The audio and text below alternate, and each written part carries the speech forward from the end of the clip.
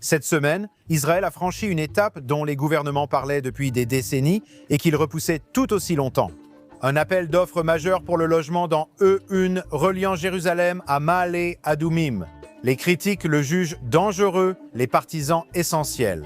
Alors arrêtons de parler en slogan et commençons à parler de géographie, de sécurité et de la réalité sur le terrain. Je suis Josh Aston et voici Judéication. Mardi, le ministère israélien du logement a lancé un appel d'offres pour 3401 logements dans la zone E1 près de Jérusalem. Le comité de planification du ministère de la Défense a approuvé définitivement le projet de construction à cet endroit en août. Ce que le ministre israélien des Finances, Bezalel Smotrich, a déclaré enterrerait l'idée d'un soi-disant État palestinien. Le projet a été retardé pendant des décennies en raison de l'opposition internationale menée par l'Union européenne et certaines administrations américaines. U1 est une zone non construite à l'intérieur des limites municipales de la ville désertique de Judée, Malaya Doumim. Le plan de construction vise à relier Malaya Doumim à Jérusalem. C'est un développement positif à mon avis. Voici un petit aperçu de l'Ion. Elle se situe entre Jérusalem et Malaya Doumim. Elle couvre environ 12 km². Elle fait partie du conseil régional de Binyamin en Samarie, libéré par Israël en 1967. Et voici pourquoi c'est important. La zone E1 est significative en raison de son importance politique, géographique et symbolique. Parlons de la continuité territoriale. Une construction massive d'Israël en E1 créerait une zone urbaine continue de l'ouest de Jérusalem à Maale Adumim via l'est de la ville. Les Arabes et une grande partie de la communauté internationale soutiennent que le développement dans la zone E1 diviserait ce qu'ils appellent la Cisjordanie, en partie nord et sud, rendant la création d'un État palestinien viable et contigu extrêmement difficile. La zone affecte les frontières et le contrôle autour de la partie est de Jérusalem que les Arabes revendiquent comme capitale d'un futur État. Soyons clairs, les gouvernements israéliens, de gauche comme de droite, comprennent l'importance de cette parcelle de terre stratégique. Le gouvernement rabbin a introduit l'idée de construire dans I1 au début des années 1990. Maale Adumim est une immense banlieue de 40 000 Israéliens qui devrait être reliée à la capitale. Si vous traversez la région, vous verrez toutes les constructions illégales arabes et bédouines là-bas. Leur objectif est de prendre le contrôle de toute la zone C, qui est sous contrôle israélien, c'est l'objectif de l'autorité palestinienne, et cela doit être arrêté. Construire un U1 enverra un message clair. Enfin, comme l'a dit le ministre Smotrich, construire un E1 enterrerait peut-être l'idée d'un soi-disant État palestinien. Je dis, tant mieux, Israël n'a pas besoin d'un État terroriste reconnu internationalement au milieu de nous.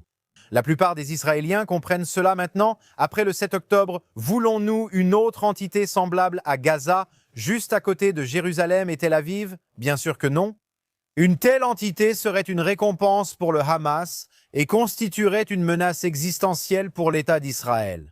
J'ai hâte de voir les maisons sortir de terre à Ion et de progresser ici. Mercredi, les Nations Unies ont déclaré que des décennies de discrimination et de ségrégation des Arabes par Israël, ainsi que ce qu'ils appellent la Cisjordanie, s'intensifiaient. Et elles ont appelé le pays à mettre fin à son système d'apartheid. Dans un nouveau rapport, le Bureau des droits de l'homme de l'Organisation des Nations Unies a déclaré que la discrimination systématique contre les Palestiniens s'était considérablement aggravée ces dernières années, selon le chef des droits de l'homme de l'Organisation des Nations Unies, Volker Türk. Chaque aspect de la vie des Palestiniens en Cisjordanie est contrôlé et restreint par les lois, politiques et pratiques discriminatoires d'Israël, a-t-il allégué. Alors, quelle est la réalité ? L'apartheid implique une domination permanente.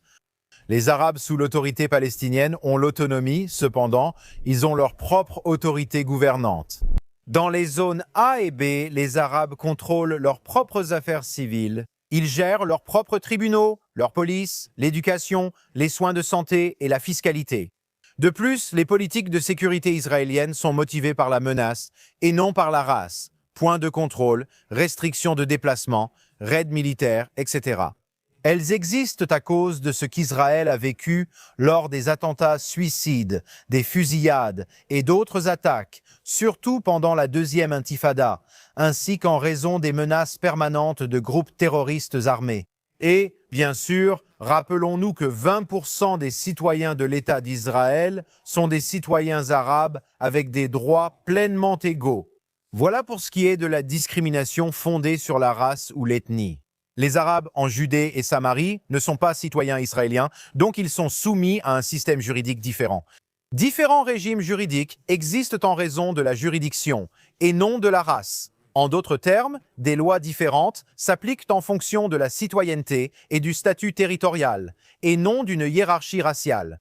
L'Organisation des Nations Unies est obsédée par l'État d'Israël et chaque année adopte plus de résolutions anti-israéliennes que de résolutions contre tous les autres pays du monde réunis. Qualifier Israël d'État d'apartheid est une insulte envers les Sud-Africains qui ont réellement vécu sous le véritable apartheid. L'Organisation des Nations Unies devrait avoir honte. Voici un autre point. J'ai trouvé cette semaine quelque chose qui me fait rire quand Israël est accusé d'apartheid. Israël a approuvé une mise à niveau vers la 4G pour les services mobiles destinés aux Palestiniens en Cisjordanie, en Judée et Samarie, a déclaré mardi le ministère israélien des Communications. Les fournisseurs de téléphonie mobile palestiniens ont lancé des services de données à haut débit en Cisjordanie basés sur la 3G en 2018, réduisant ainsi l'écart technologique avec Israël. Le ministère a précisé que cette approbation suivait un accord de principe de 2022 entre Israël et l'autorité palestinienne pour autoriser la 4G et la 5G. Les médias israéliens rapportent que la guerre de Gaza a retardé l'accord et que la transition vers la 4G pourrait prendre 6 mois. Si le but d'Israël était l'apartheid et la maltraitance, pourquoi aiderions-nous à améliorer leur technologie? Si Israël voulait nuire aux Arabes de l'autorité palestinienne, il les laisserait dans la misère au lieu de chercher à améliorer leur vie. Encore une fois, je dis à l'Organisation des Nations Unies, quelle honte! Israël fait un pas de plus dans la lutte contre le terrorisme environnemental causé par les Arabes vivant sous l'autorité palestinienne, selon les médias. Le bureau du ministre de la Défense, Israël Katz, annonce que le gouvernement a commencé à mettre en œuvre un nouveau plan d'urgence contre les incendies illégaux de déchets en Judée-Samarie. Nous en parlons depuis longtemps maintenant. Le plan permettra la saisie et la confiscation des véhicules et équipements utilisés dans la combustion illégale de déchets. Cette mesure fait suite à une décision du ministre Katz et du ministre des Finances Bezalel Smotrich de classer ce phénomène comme une menace pour la sécurité nationale. Cela le fait passer d'une question environnementale civile à une affaire de sécurité nationale. En vertu de l'arrêté modifié, les autorités pourront confisquer les camions bennes et autres véhicules utilisés pour les incendies criminels et les dépôts illégaux, ainsi que tout autre équipement lié. Selon le bureau de Katz, l'application de la loi doit commencer immédiatement. La semaine dernière, j'ai assisté à une conférence à Rochin sur les dommages causés aux poumons et à la vie des Israéliens vivant le long de la ligne de démarcation. Je parle de lieux comme Shoham, Modéine et Rochin. Comme l'un des intervenants me l'a dit, la pollution ne fait pas de différence entre les communautés de part et d'autre de la soi-disant ligne verte. J'ai aussi appris que souvent, des criminels sont payés pour transporter des camions de déchets d'Israël d'avant 1967 vers la Judée et la Samarie pour y les déverser illégalement. Là-bas, ils brûlent ces déchets parce que cela coûte beaucoup moins cher et c'est un problème qui étouffe littéralement les Israéliens. J'espère que ce plan visant à confisquer les véhicules réduira le phénomène des brûlages illégaux. Et enfin, le ministre israélien des Finances, Bezalel Smotrich, a déclaré lundi à JNS qu'il soutient le changement de nom du coordinateur des activités gouvernementales dans les territoires, connu sous le nom de coordinateur des activités gouvernementales dans les territoires en coordinateur des activités gouvernementales en Judée et Samarie. KOGAD est une unité du ministère de la Défense créée après la libération de la Judée, de la Samarie et de Gaza par Israël lors de la guerre des 6 jours de 1967. Elle gère les affaires civiles et humanitaires locales et travaille également avec les Arabes de l'autorité palestinienne. Cette idée est le fruit de l'imagination de Yossi Dagan, le chef du conseil régional de Shomron ou Samarie, selon Dagan. Le fait que le ministère de la Défense et les forces de défense israéliennes,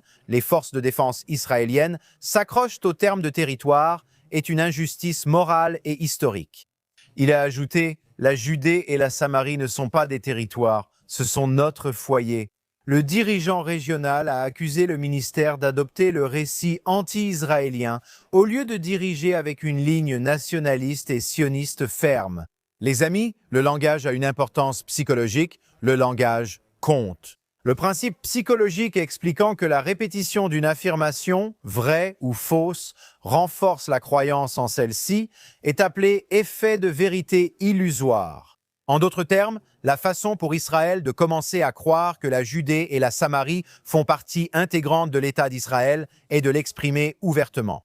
Nous devons prononcer les mots Judée et Samarie au lieu de dire les territoires. Nous devons le faire encore et encore, sans cesse. Nous devons faire cela afin de bien comprendre que le cœur historique et biblique de l'État d'Israël et du peuple juif n'est pas simplement un ensemble de biens immobiliers ou de territoires qui peuvent être cédés à un autre groupe de personnes. Il est temps de dire une bonne fois pour toutes que la Judée et la Samarie font partie de l'État d'Israël, maintenant et pour toujours. Le débat sur E1 ne porte pas vraiment sur le logement, il s'agit de savoir si Israël a le droit de penser stratégiquement, de se défendre et de construire dans son cœur historique. L'Organisation des Nations Unies peut publier des rapports. Des mots à la mode comme apartheid peuvent être recyclés, mais la réalité ne change pas. Les politiques d'Israël sont guidées par la sécurité, pas par la race, et par la survie, pas par des slogans. E1 est important parce que les frontières comptent, Jérusalem est important parce que la souveraineté compte. Et après le 7 octobre, faire semblant du contraire n'est plus une option. Avant de partir, je remercie les coulisses, Zach Sickerman, Esther Eden, nos producteurs Ryan Lifshitz et Olga Senatov, qui ont monté cet épisode. Aaron Vogalanter, derrière la vitre de la régie, veille au bon fonctionnement. Je suis Josh Aston. Merci d'avoir suivi Judaïcation sur JNS Télévision. À la prochaine.